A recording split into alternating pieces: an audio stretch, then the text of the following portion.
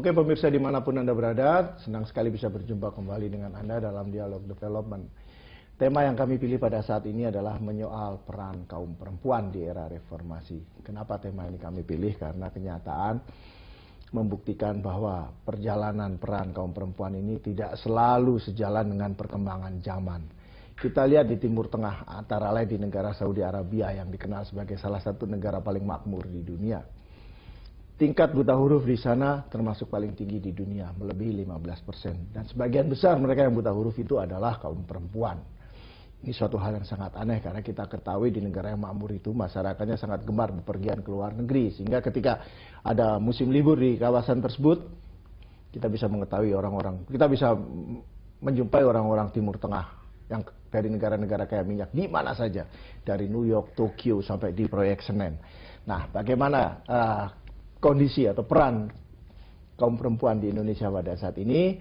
Saya undang Debra Yatim, yaitu Ketua Dewan, salah satu anggota Dewan Pembina Yayasan Kalyana Mitra. Oke, saya akan langsung saja ke beliau. Bu Debra, bagaimana Anda melihat peran kaum perempuan di Indonesia saat ini dibandingkan dengan di zaman Orba? Oke, tadi saya tertarik Pak Praginanto mengatakan mengambil contoh Timur Tengah.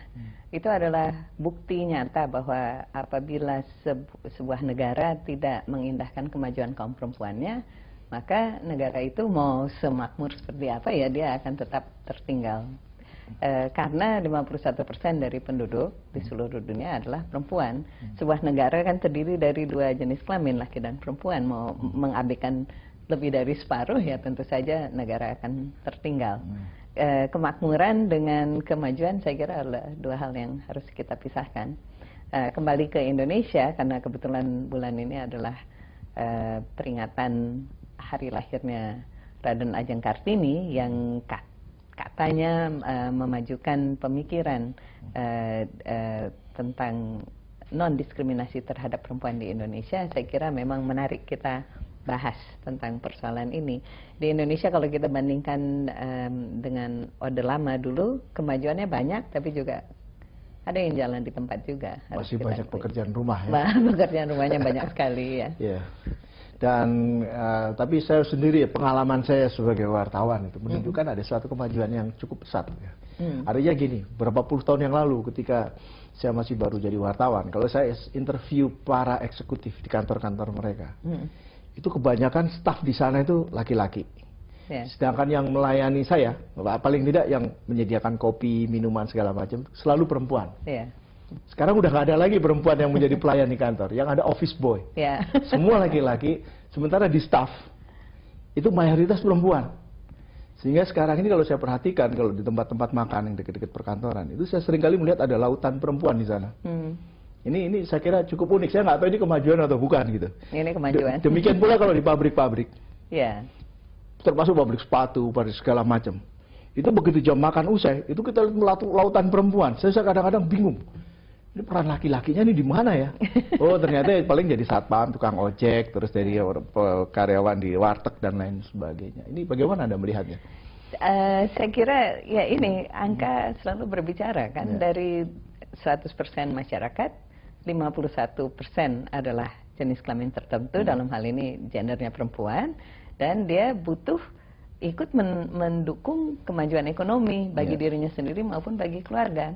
Di kala ekonomi morat-marit atau bidang pekerjaan sulit untuk laki-laki, ya perempuan mengisi lowong-lowong yang laki-laki tidak isi.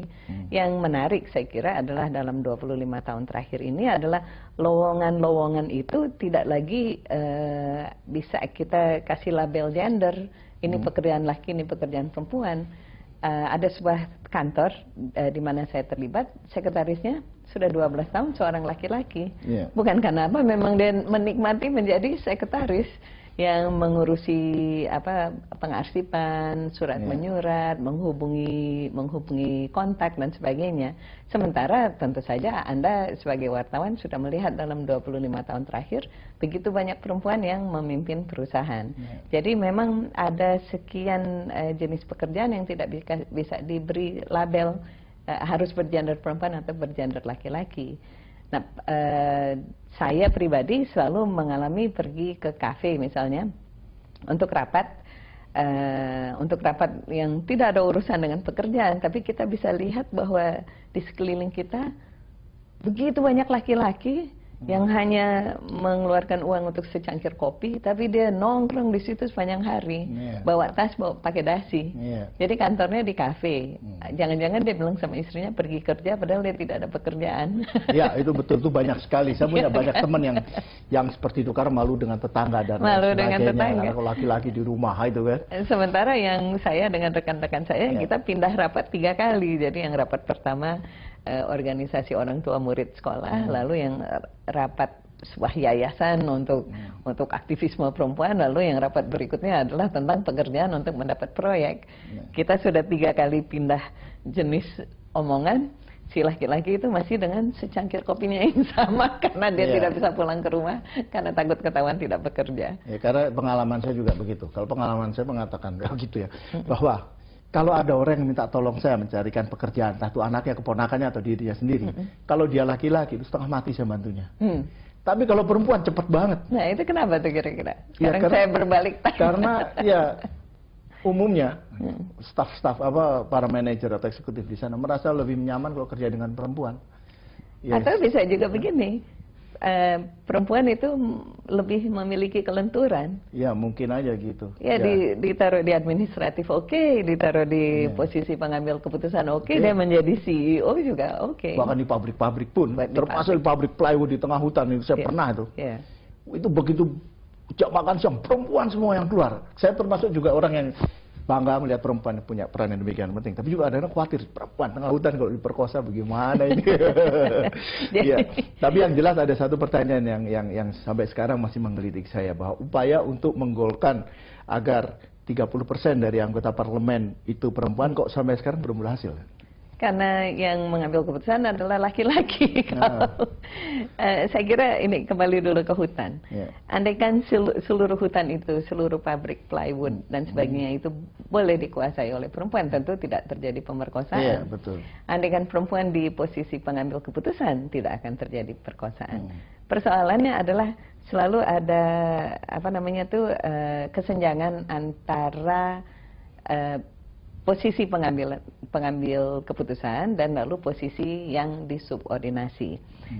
Profesor Dr. Mei-Ling Ooi Gardiner pernah membuat penelitian di seluruh Indonesia. Di pabrik misalnya, untuk setiap Rp70 yang diperoleh seorang perempuan, laki-laki untuk tingkat pendidikan yang sama, pengalaman yang sama, dengan tingkat usia yang sama akan mendapat 100. Jadi upah misalnya 100.000, perempuan dengan tingkat pendidikan yang sama, usia dan sama, dan pengalaman yang sama akan ditawarkan 70.000. Dengan demikian pabrik dan kebanyakan perusahaan di Indonesia mempertahankan posisi mandor bagi laki-laki dan posisi buruh bagi perempuan. Sehingga apabila terjadi ancaman perkosaan, ya itu karena ada urusan, kok saya lupa istilahnya, yang menguasai dengan yang tersubordinatkan. Itu itu adalah urusan kekuasaan di situ. Tapi kalau kita pindah dari hutan, pindah dari pabrik ke setting urban, perbedaan kesenjangan itu lenyap. Dan lalu apabila kantornya itu terbuka, wawasannya bisa memberikan posisi kepada seseorang berdasarkan merit dan bukan berdasarkan gender, ya kita akan lihat perempuan majunya luar biasa. Iya betul, dan itu tampak di kota-kota besar sebenarnya sekarang nih, di kantor-kantor. Waduh, saya kalau masuk ke kantor sekarang udah tahu apa yang ada dari tata pikiran saya adalah saya akan bertemu dengan kaum perempuan yang duduk di meja-meja, dari meja eksekutif, manajer sampai terus gitu. Dan ketika ada orang membawakan kopi, saya tahu pasti Pak Office Boy. Bukan Office Girl. Office Girl itu udah cerita 20-30 tahun yang lalu. Itu yang sampai sekarang masih sangat itu. Oh, tadi ada pertanyaan tentang kenapa 30% sulit sekali dicapai. Saya kira kita yang harus dilakukan adalah perjuangan di legislatifnya. Sejauh kalimat itu masih yang merumuskan sebagian besar laki-laki, ya kalimat itu untuk mengubah memperhatikan bahwa keterwakilan perempuan mencapai 30%, kita kan mesti mengubah, jangan memperhatikan tetapi tegas sebuah undang-undang yang tegas mengatakan bahwa kuota yang diberikan, kuota yang disediakan adalah 50% untuk laki dan perempuan. Jadi jangan dibedakan lagi, masa udah kita 51% jumlahnya dikasih kuota hanya 30%.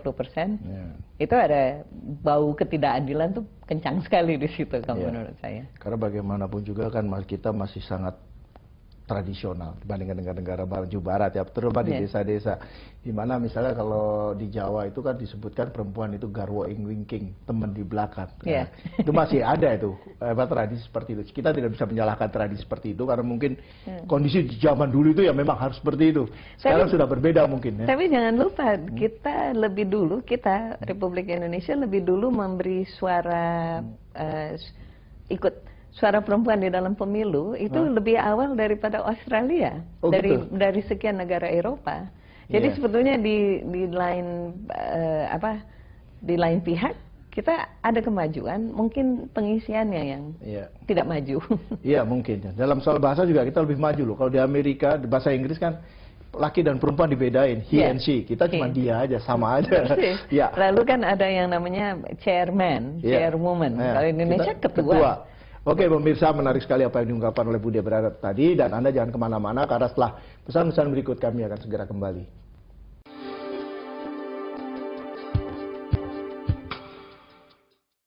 Pemirsa dimanapun Anda berada, terima kasih banyak karena masih tetap setia mengikuti Dialog Development hingga saat ini, dan saya akan langsung ke Ibu Debra Yatim